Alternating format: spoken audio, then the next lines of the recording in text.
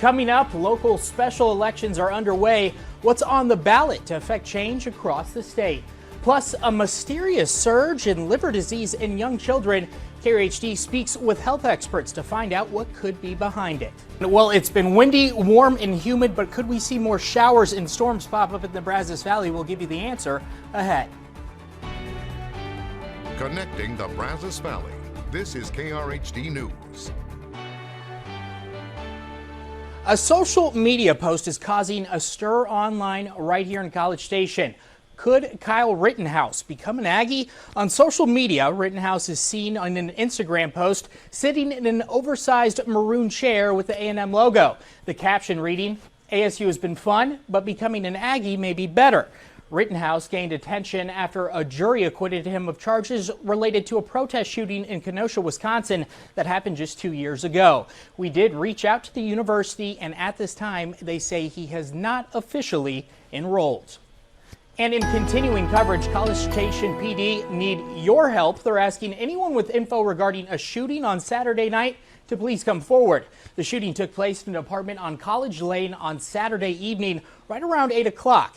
2 people were shot, both suffering minor injuries before being taken to a hospital. If you have any info as a witness or if you have video evidence, please contact College Station PD. The number right there on your screen. Well, special elections continue this week in Brazos County to vote on a proposed state constitutional amendment. Folks can also vote for 2 state propositions. Here in Brazos County, those propositions are regarding service districts number 3 and number 4. Those concern the local and use sales tax. For those looking to participate in early voting, for their election, voters should already be registered and will need to bring a valid form of ID. Now, if you're looking to cast your ballot on these propositions, you could head to one of these polling locations. In Bryan, the Brazos County Elections Office in downtown Bryan, Arena Hall. College Station voters can also visit College Station Utilities Meeting and Training Building and Texas A&M's Memorial Student Center. Again, early voting is open today and ends tomorrow from 7 a.m. to 7 p.m., while Election Day is May 7th. On an election note, to the midterm elections, what's sure to play a major role in changing how congressional districts are drawn in every state, including right here at home. Now, the latest map was based on a 2020 census, and that shows Democrats and Republicans at nearly equal seats. But that might not be the best thing. ABC's Karen Travers explains. Show the bill passes. Redistricting, a major political storyline for the past year. It's the process of redrawing the nation's 435 congressional districts to reflect the results of the 2020 census. It's nearly complete. Just 4 states still have to draw new maps for the upcoming elections, while maps in several states are being challenged in court. Democrats with big gains, making the House playing field between the 2 parties more balanced than it's been in decades. There will be about 220 to 223 Republican-leaning seats and 212 to 215 Democratic-leaning seats. Nathaniel Rakich of 538, a polling data analysis group, says this shift is because Democrats cranked up their gerrymandering game to match Republicans. It's a situation of 2 wrongs don't necessarily make a right. The House map is more balanced, but it's because there has been gerrymandering on both sides. A big implication, just around 8 to 10% of districts will be truly competitive this year. This means that the battle for the House is going to be waged on increasingly narrow terrain. More seats than ever are going to be safe in one column or the other. Drawing even with Republicans doesn't mean Democrats are favored to hold on to the majority in the House. The national political environment will have a big impact on the outcome of the November midterms. How voters feel about the economy and inflation, how they feel about the job President Biden is doing. And one other key point about redistricting, partisanship isn't the only way to measure the fairness of congressional maps. Another way is to look at whether the map kind of provides full representation to people of color. And in a lot of ways, the new congressional map falls short of that. Lawsuits could remedy that, but time is quickly running out for any changes to be made in time for the 2022 election. Karen Travers, ABC News, Washington. Junior high students in the Brazos Valley are taking advantage of opportunities to learn about science. Our KRHD News reporter Diamond Dixon went to Blinn College's 6th annual Health Science Summer Camp. There she found a field of emerging leaders ready to take on the field of science. Registration is now open for participants in the 7th and 8th grade to enroll in the Health Sciences Summer Camp here at Blinn College. Campers will have the opportunity to work in a variety of health departments over the course of 3 days, ranging from nursing, EMTs, radiology, physical therapy, dentists, and vet techs. This has been running for 6 years, and today we're even seeing former campers come back as college students. What we really push, and the reason why I think they enjoy it so much, is it's not just folks coming in and telling them about their jobs, it's hands-on. They are going to touch equipment, they are going to take care of patients, they are going to be in the place of that professional and see what it's really like. Campers also get to experience taking blood pressure, conducting x-rays, monitoring oxygen levels, and finish with a simulation where their parents can also get involved. If you are a 7th and 8th grader and you're interested in getting a jump start on your career in the health sciences department, you should come check out their summer camp. Reporting in Bryan, Diamond Dixon, KRHD News. Now, May is known as Mental Health Awareness Month, and it's important.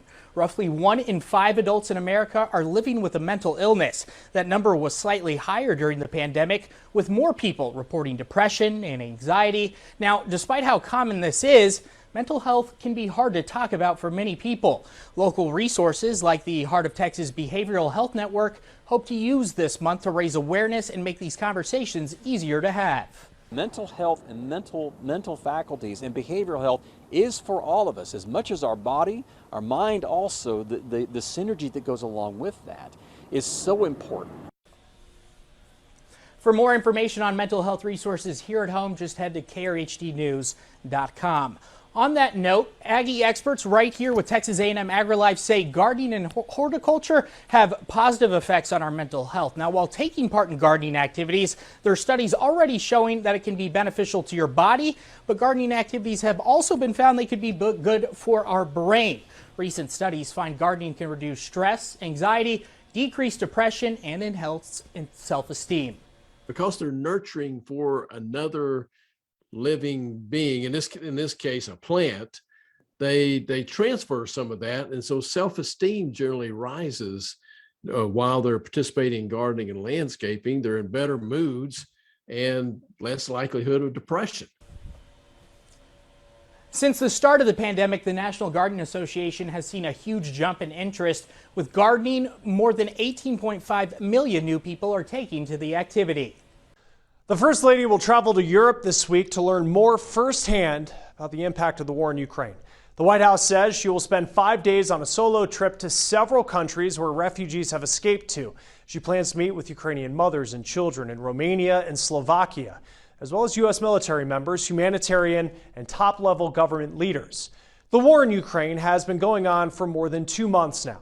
A new resource is helping students make sense of what happened, as well as the ongoing refugee crisis. We feel like our unique contribution to this conversation and to the way we can help support teachers and help them support their students is by really looking at the human component and really inspiring empathy among students.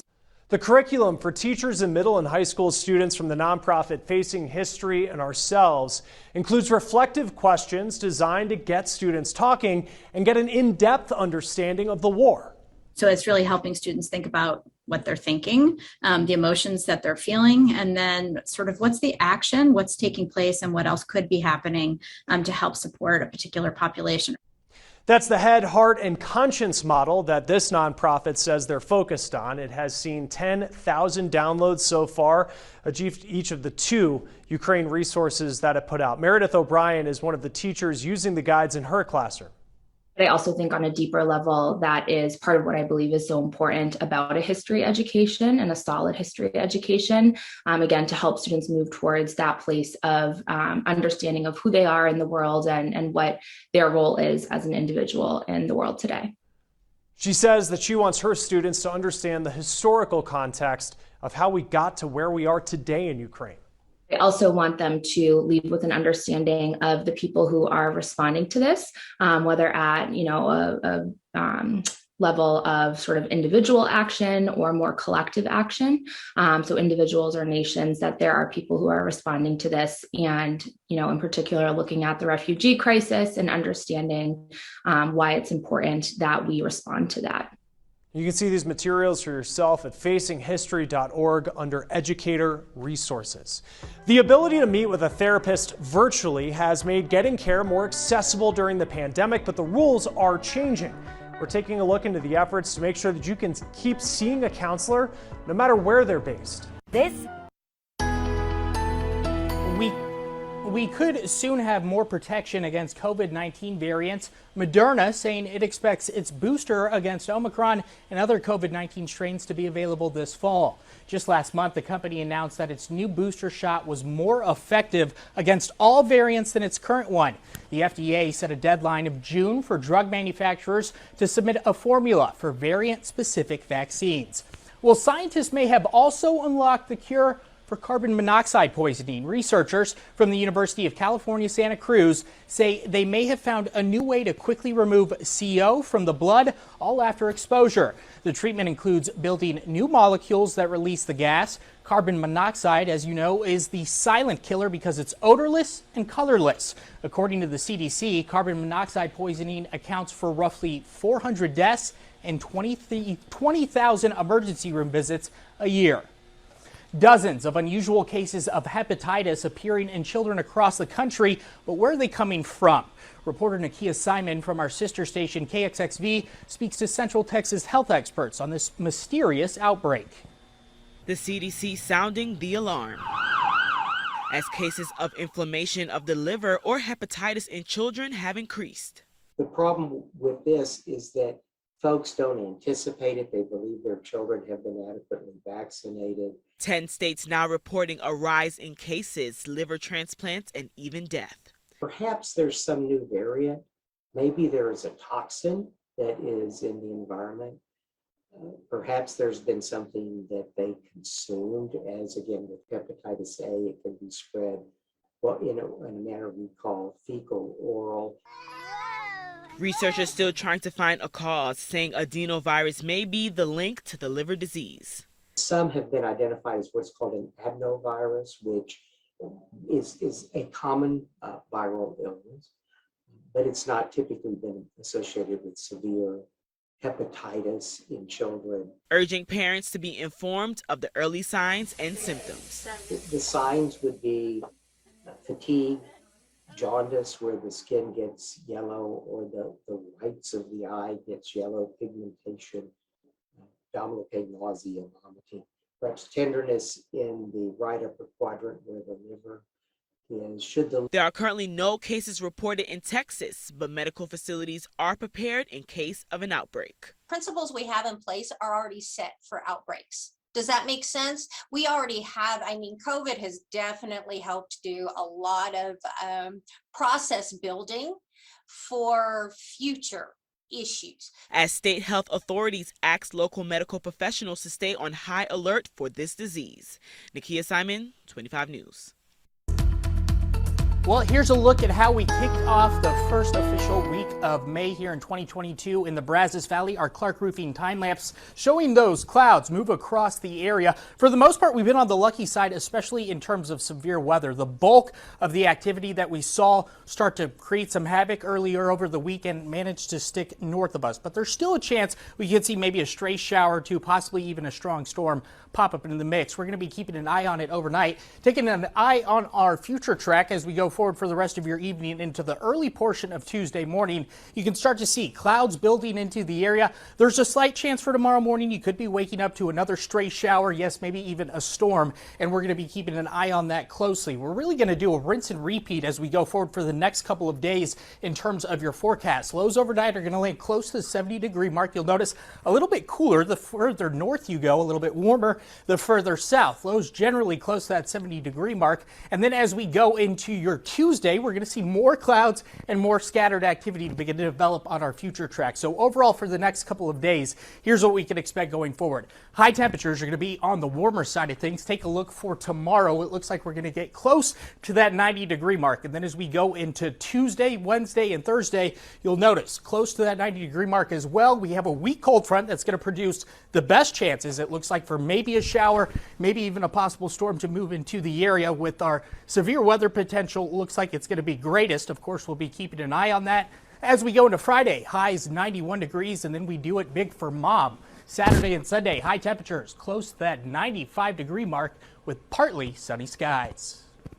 The American Academy of Pediatrics is working to eliminate an element of health disparities in kids. A new policy announced today is getting rid of what's called race-based medicine. That is the idea that certain conditions are more likely for certain races. For years, pediatricians have followed guidelines suggesting urinary infections and jaundice are more common in white infants. Now, this has been leading to black patients being overlooked and undertreated. Teletherapy can be a great counseling option. But what you may not know is that if you move states, your therapist likely can't come with you, even if you meet virtually. You have to hold a license to practice in the state where your client resides, is currently residing. So that may be where they live, but it might be where they're visiting. It could be where they are temporarily. They move back home, as in the pandemic. They went someplace else. And that's what gets very tricky. Certainly does. Lynn Lindy with the American Counseling Association says each state has a different set of requirements for mental health counselors. Guidelines on out-of-state teletherapy were relaxed temporarily during the pandemic, but most have expired. The ACA is working to make it a more permanent change, especially with the shortage of counselors that we are seeing right now. If you need to find somebody new, you might have a 2-month wait before that person has an opening on their schedule and can slide you in. And what do you do in the meantime? Then you really have to look for some ways of supporting yourself and some other kinds of supports and peer groups and things like that to help you through. Now, for the last 3 years, the ACA has been working on something called the Counseling Compact. They recently got the necessary number of 10 states to sign on for it to be effective. That means if you live in a highlighted state, you are able to have teletherapy from another highlighted state. The ACA is working to get the entire country to join in on this. Now, if you're currently not covered, the ACA says you need to ask your therapist if they have any recommendations for the state that you're moving to and try to start that process a few months before you actually move. More communities across the country are turning to temporary, safe outdoor spaces as they look for solutions for people living in a state of homelessness. Thomas Hoppe shows us how these sanctioned camps are working. Particularly West Coast, but it's East Coast, it's all over. But it's been growing from anywhere from 6 to 16%, depending on where you're at. It really is a blend of the trifecta of affordable housing, mental illness, and substance abuse. When you add those three together at various levels for each person, this is what we're facing. We do see people falling into homelessness because they can't afford rent, and it's not like it's being raised like $30 to $60. Some areas are raising it $200. According to the White House, 0.2% of the American population lives in the state of homelessness. But let's put that statistic into perspective. That 0.2% equals more than 550,000 people. With around 500,000 individuals living in a state of homelessness, communities are looking for solutions to improve this issue. My name is April Seat, and I'm the Director of Outreach for Hope Rescue Mission. When the pandemic hit, what we found was there's like 120 camps, and we were overwhelmed as outreach workers. Some cities, like Missoula, Montana, have moved towards sanctioned camps. The nonprofit Hope Rescue Mission leases the land from the landowner for only $1 a year. We served about 110 people have gone through here, and every single one of them, they had access to case management and the resources we have. But 49% of the people that have come through here are now permanently in either housing, recovery, or in areas to where we've mended some family situations, but they have not returned back to the system. I'm Jim Hicks. I'm the Executive Director of Hope Rescue Mission here in Missoula, Montana. As long as the residents and the participants are moving forward, there's no necessary timeline where they have to leave, but we do want them meeting certain markers. No drug use here on site. As long as they are, and as long as they're moving forward, they can stay here as long as needed. You improvise. Hi, my name is Lisa Jackson. I'm originally from Montana. For Lisa, being able to stay here means everything. I ended up out on the streets in a little dinky car, streetsway. I was put in touch with Jessica, who, by the grace of God, thank you, Lord,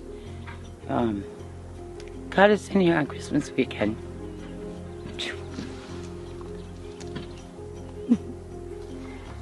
Anyway, so she gave us a nice warm place to live. I went from $883 people in front of me on the list for any kind of housing, and they've got me coming up to the nearing the top.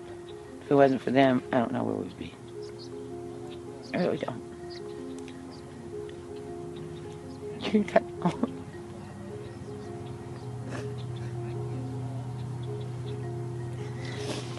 So I feel very fortunate and blessed. And there are still some good people in the world that care. So. Missoula's sanctioned camp was modeled after similar efforts in Las Cruces, New Mexico and Durango, Colorado. And Hope Rescue Mission is trying to inspire other cities to do the same. I'm Thomas Hoppa reporting. Powerful stuff, Thomas. Thank you. Now, there is so much going on in the world that it may be hard to pin down what might be wearing on your mental health. We're addressing how finances could be playing a role and what you can do about it. If you're feeling a little off lately, don't underestimate the impact of finances. Nearly half of adults say that money is negatively impacting their mental health. Bankrate and Psych Central teamed up to explore the issue as inflation and pandemic struggles collide. People say they're worried, they're anxious, overwhelmed, insecure, but it's tied into more than just bills and having enough money. Even just making a purchase, looking at a bank account, or having a conversation about money can trigger those negative feelings. Now, the key is addressing both financial and mental health strain. Low self-esteem, changes or disruptions in sleep, less interest in things you enjoy, fatigue, feelings of hopelessness. Those are all kind of red flags that, you should possibly seek support. There's thinking about money, and there's engaging in sound financial practices, and there's worrying about money and losing sleep, to say the least. And so I think when we get into those negative experiences, that is when there is a problem. Both financial and mental health experts agree acknowledging financial stressors is key, but oftentimes there's a lot of secrecy and shame that's associated with money, and they say focus on what you can control. One of the things we love to recommend on Psych Central is just filling your joy cup, with ways that are low cost. Take a walk, go get some exercise, practice breathing techniques. If we have the opportunity not to purchase something because it's too expensive and can pass that up for now, I would say that's a way to avoid buyer remorse. Psych Central recommends low-cost mental health therapies like finding a psychologist in training or community care options through local organizations. Other than cutting back on spending, Bankrate recommends leveraging the strong job market. See what other options are out there, not only for higher pay, but for a lifestyle that might be more rewarding, like working remotely or having a more flexible schedule. Now, the topic of providing care to teens who want to transition from one gender to another is getting a lot of attention recently. Being trapped in something that you can't control is devastating to the heart, to the psyche, to the spirit, to relationships, to every facet of who you are in the world. Why researchers say providing that care could be part of addressing our country's mental health problem. Google has a warning if you use Google Chrome. They say the browser has been hacked. The tech company saying billions of people may have been impacted. Google is releasing an update within the next few days to fix the bugs, but it's still unclear who hacked the company and whether any user security was put at risk. Chrome users can manually update their browsers through the settings feature, but for now, the browsers will automatically update this week. Well, the U.S. job market is close to hitting a major milestone in the COVID-19 economic recovery. According to Fitch Ratings, the labor force has nearly regained all of the positions it lost during the pandemic, gaining 431,000 jobs in March. However, there is one major caveat. Economists say the job market is still down due to a loss of positions that would have developed had the pandemic not have shut down development. As Americans return to work, many say pet-friendly environments are an important office perk. A recent survey by Banfield Pet Hospitals showing that 57% of workers polled wanted to return to pet-friendly workplaces. 250 top executives surveyed and agreed with the idea, saying they are planning to allow pets at the office. Tech companies seem to be leading the trend to make work fuzzier. Google, Amazon, and Uber all plan to continue to allow dogs at their offices, even with new hybrid work plans.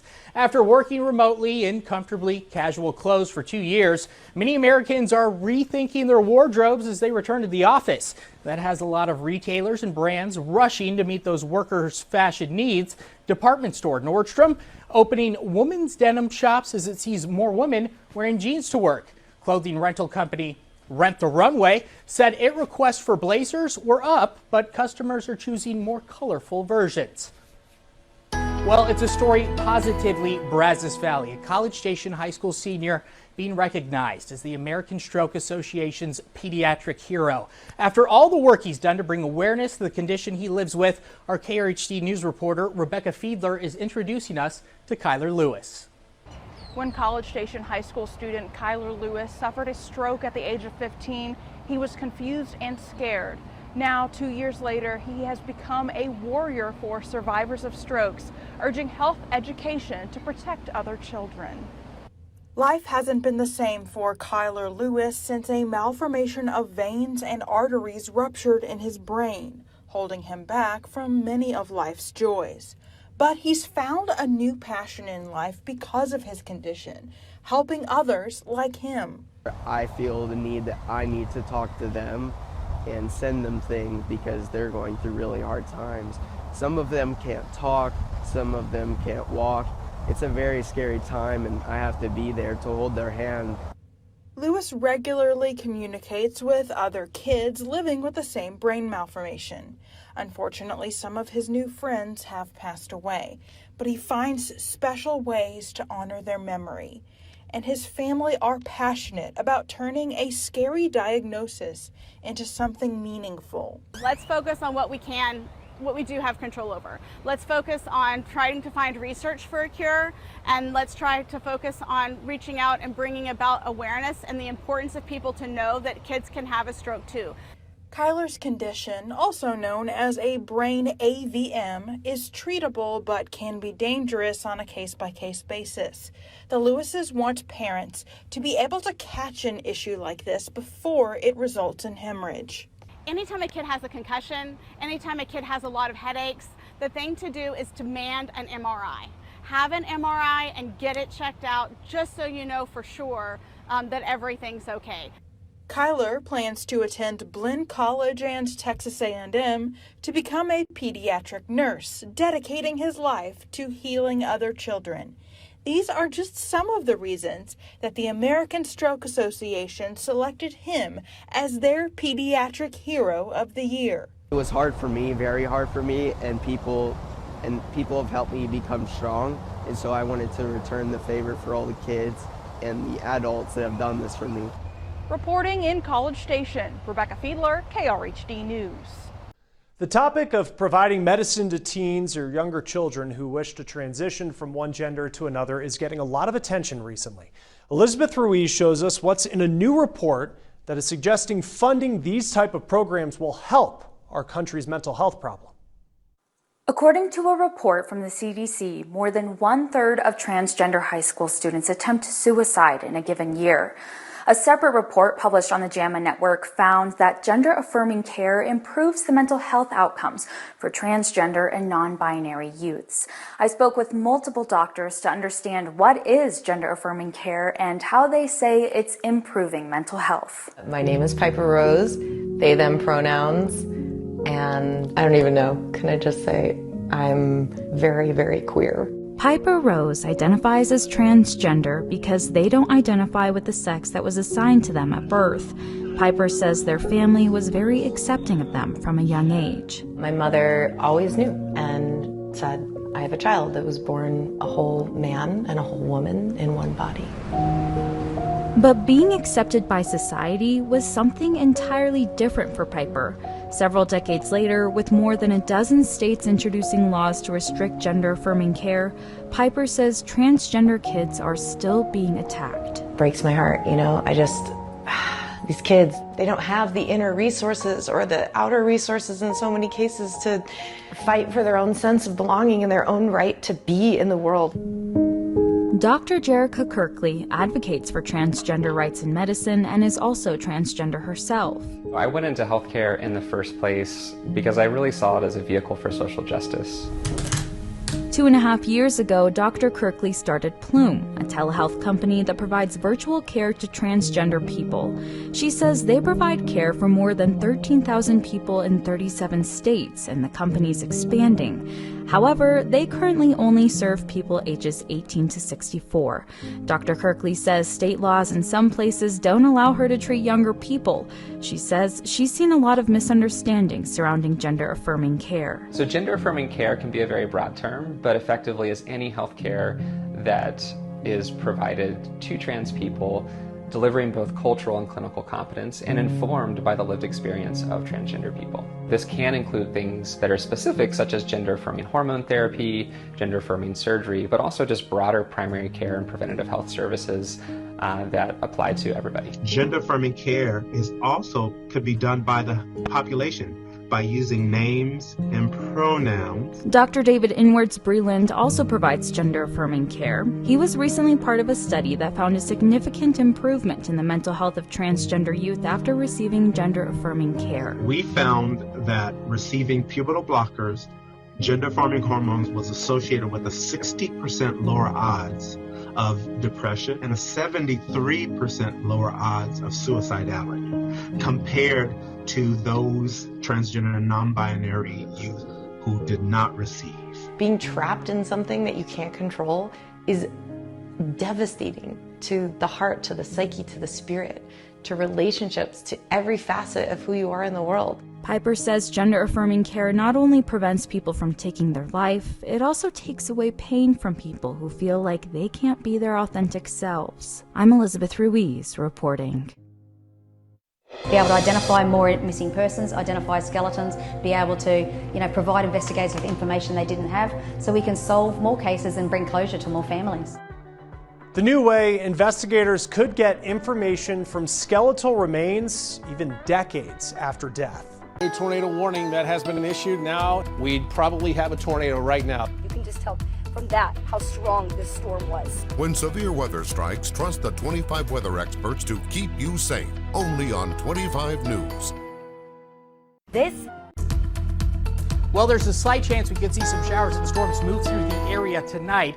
Going into tomorrow morning for our Tuesday, you'll notice more scattered activity moving across the area. We're going to be keeping an eye on severe weather potential, but it really looks like it's going to be on the slimmer side of things. Overall, expect that slight chance for maybe a scattered shower or storm. Cloudy skies are going to continue through our morning, and then as we go into Wednesday, that's kind of when we're going to see a rinse and repeat of this whole system going forward. It's going to be on the mild side of things, at least overnight, and then our highs tomorrow are going to be warm once again. You'll notice close to 90 degrees, and we're going to do the same thing back to back for our Tuesday and our Wednesday. And you'll notice going forward on our future track that scattered potential remains in the area for maybe a shower, possibly a storm to move through. But it really looks like it's going to be the best as we go into Thursday. We have a weak cold front, and I want to stress weak because it's not going to bring too much relief, especially in terms of our temperatures, but it is going to produce the best chance to see any of those showers, potentially some of those storms as well. You'll see it here on our 10-day forecast telling the story the best. High temperatures close to 90 degrees for today, tomorrow, and then for our Thursday. Going into Friday, well, 91 degrees again, and then we do it big for Mother's Day. Highs are going to land close to 94 on Saturday, 95 on Sunday. It looks like we'll be dry going forward, but next chance, that comes on Monday for more showers and possibly some storms. Let's stop the news feed. Expect another COVID summer. Yeah, no, not what you wanted to hear, but that's what at least one big name expert is saying. Dr. Deborah Birx used to lead the White House Coronavirus Response Task Force and thinks southern states especially could see a summer surge just like the last 2 years. Now, at the end of this month, you won't be able to get a refund for an Airbnb cancellation because of COVID. The company is ending that policy, so after May 31st, it is up to the property owner whether or not to give you a refund. Moderna says you should be able to get its Omicron variant booster this fall pretty easily. Companies expecting more data on its effectiveness soon. So far, they found it to be more effective against all variants than the current boosters that are available. A life-altering diagnosis uncovered by a simple trip to the doctor, and now a longtime high school track coach is on a mission to raise awareness about the lung cancer which almost killed him. Chris Conti follows him on his journey.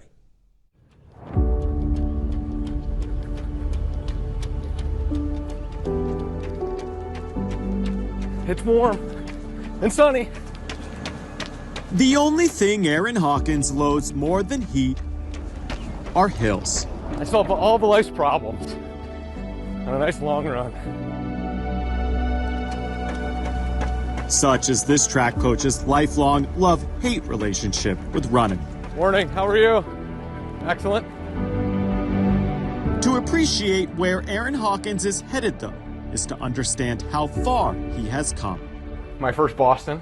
This one right here was my fastest marathon. You know, there's memories in all of them, right? This 49-year-old has run dozens of marathons over the years, but in 2019 was stopped short in his tracks. And I was Aaron's surgeon, correct. Dr. Jonathan Nesbitt was one of the first people to utter the words, "It's cancer." The unusual nature about Aaron was the fact that he was a picture of health. You would never suspect that he would have a malignancy. Turns out that cancer was adenocarcinoma, which accounts for 30 to 40% of all lung cancers nationwide, and never would have been found had Aaron's wife not implored him to get a physical. I had to remove half of his lung because of the location of the tumor. It's just, I run out of breath. I encouraged him after he recovered to resume his full and usual lifestyle as much as he could. For 47 years, I could draw a deep breath and it would go to here. Well, now I'm missing some of it, so the deep breath only goes to here. And that's a weird feeling. A simple trip to the doctors saved his life.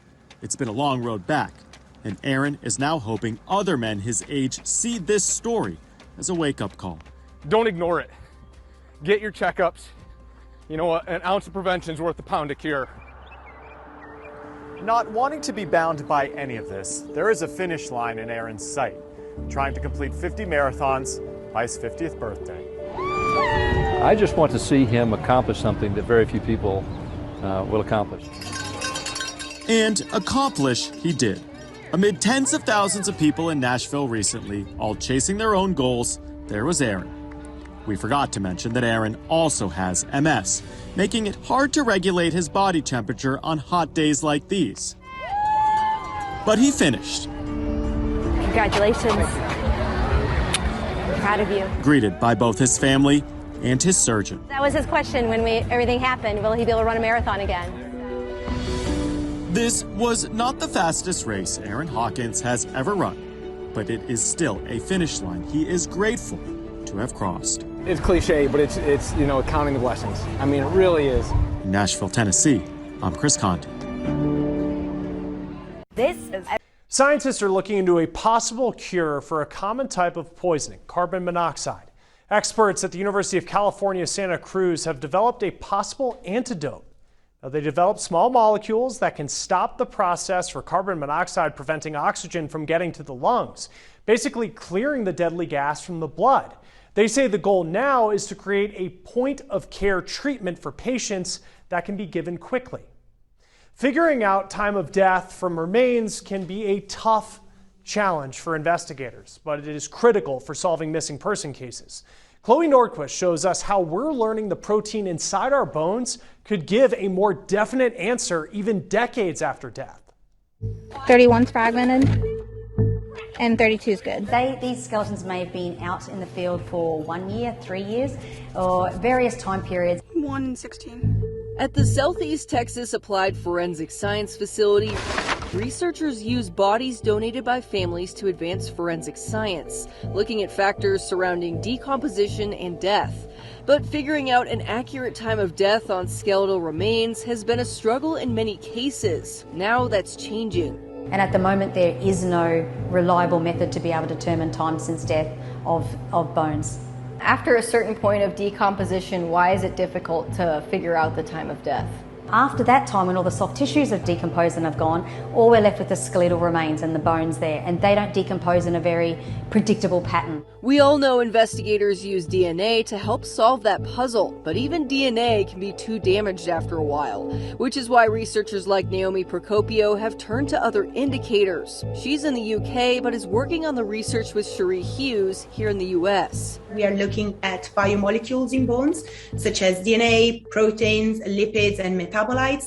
When you put together all these results, you can then try to develop methods to estimate either the chronological age or the postmortem interval by combining multiple omics together. Our role here in Naomi's research is to provide her with the skeletal samples that she needs for her project. This is how it works. Bone samples from a range of skeletons are sent from the body lab to Naomi's lab. After promising results from animal bones, Naomi was able to start research on human bones. So far, I sampled more than 100 different portions of bones. This footage provided to us by Northumbria University, Newcastle in England shows Naomi and her colleagues taking bone fragments and using technology to separate each biomolecule. The next step in the study will be combining them together to see if they can help, feed information one into the other one to get better estimations. Any kind of improvement in the way in which we can get an estimation will be a massive achievement. An estimated 4,400 unidentified bodies are recovered each year. Approximately 1,000 of those bodies remain unidentified after 1 year.